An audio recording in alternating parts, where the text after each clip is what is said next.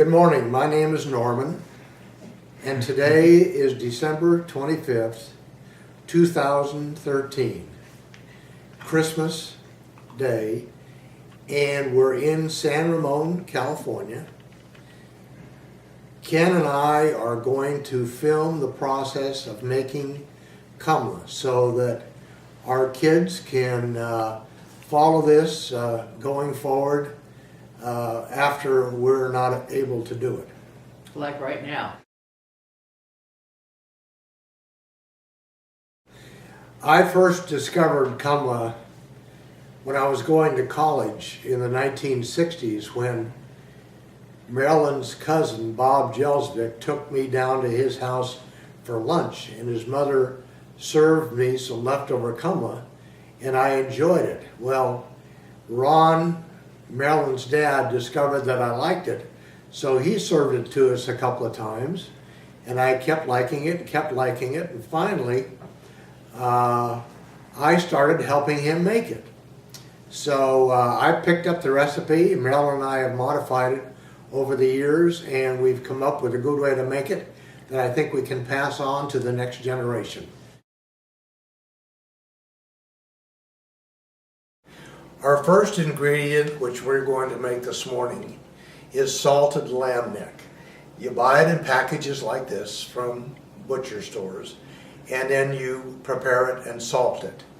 We also will be using russet potatoes, carrots, whole wheat flour, salt, and various other things that we will put in, and we will show you during the process of making this how it's done.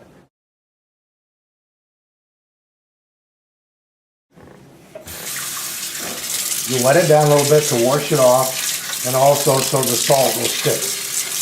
And then what kind of bowl do you use again? A non-reactive bowl.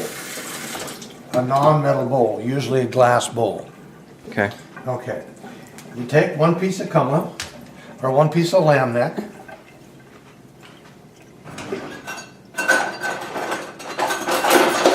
You cut it up into small pieces. And then you salt it. Just like this. And put it in the bowl. You salt it over the bowl. That way you don't waste any salt. So you can see how I am salting the lamb neck now.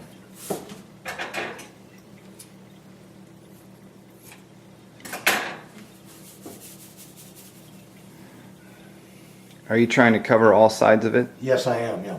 Mm-hmm.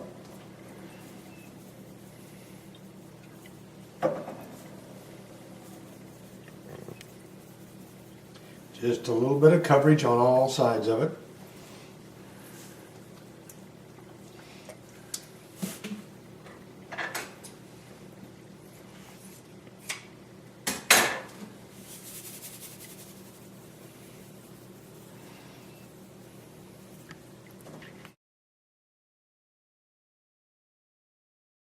These are 2 bowls of salted lamb neck. I'm going to take them out into a cool area and leave them for 2 hours, and then we'll bring them back in and cook them.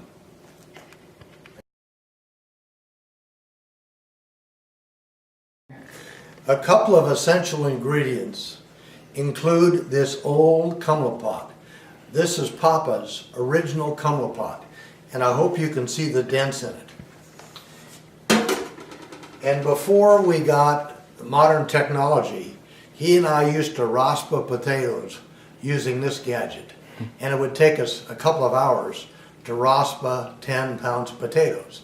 And we'd also hit our knuckles so we get a little blood in it, and we called it blood Kumla. And the most important ingredient in this process is Papa's WEO. Now, interestingly enough, this is Papa's original WEO bottle. And if you look at it closely, it's got Kumla stuck all over it. But it's a bottomless WEO bottle. And as Ken and I make the Kumla this morning, tradition calls for us to take a shot of this WEO so that the Kumla balls taste good. Let's see the bottom again. Yeah. Cut.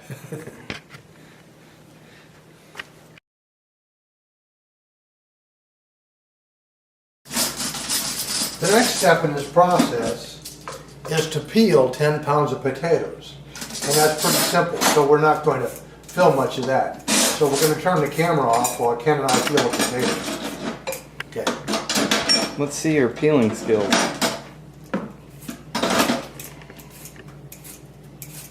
And one thing you want to do, you don't want to do, is put the peelings down the disposal because they jam it up. And once you get them peeled, you got to get all of the brown spots off the potato so that it's perfectly white.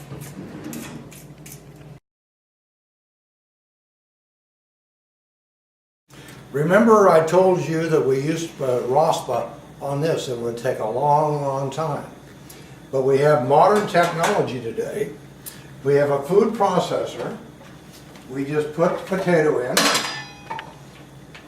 turn this on,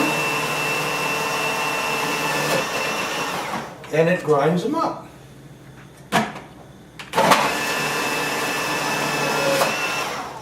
To a perfect consistency.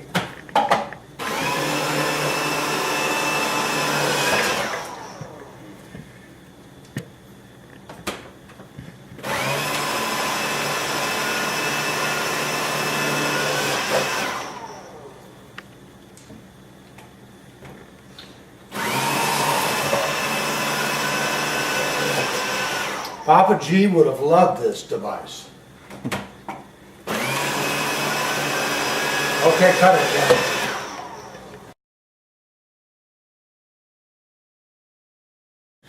Now this next part is a judgment call, and you can only get it right after practice. So don't be concerned if your first 2 or 3 attempts are wrong.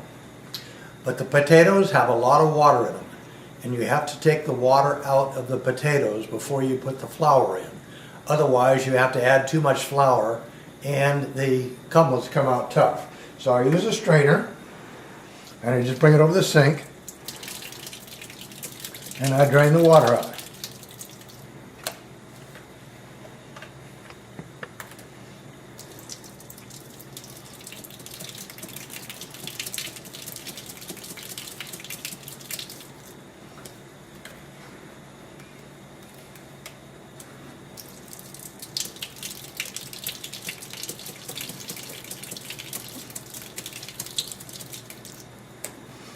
You can actually pour some of the kumla in there and it'll drain.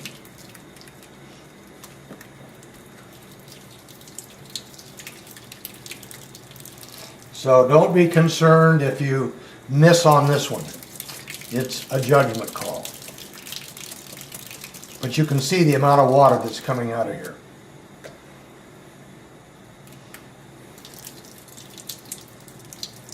Is there some sort of consistency you're looking for? I'm looking for a fairly solid consistency that's pretty dry, but with a little moisture left in here. Like that of a cake batter? No, I mean, I'm almost there. One more I think I'll take out of there. Whoops. Need to do that.